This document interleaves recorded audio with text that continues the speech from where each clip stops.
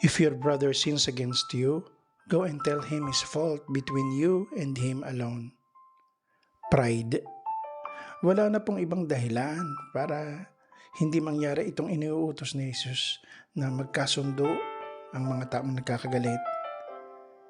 Isama na natin ang takot at hiya na gawin ito, yung pag-aalinlangan na itama ang pagkakamali ng iba kahit gustuhin natin.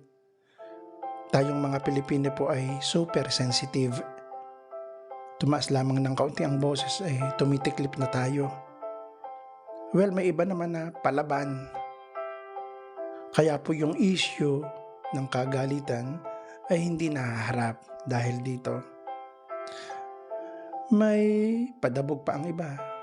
May dinadaan sa tingin. Nako, ang body language talaga natin ay pambihira. Pero sa ilalim po ng ganitong issue, yung pagtatama ng mali sa ating kapwa, sa ating kapatid, ang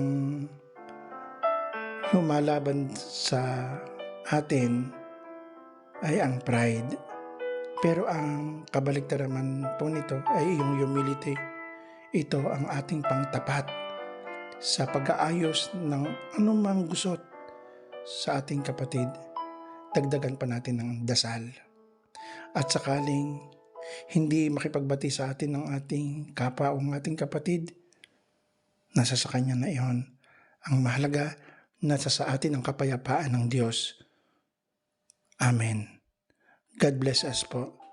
Mula po dito sa Warsaw, Poland, kayo po ay aking binabasbasan sa ngalan ng Ama, ng Anak at ng Espiritu Santo.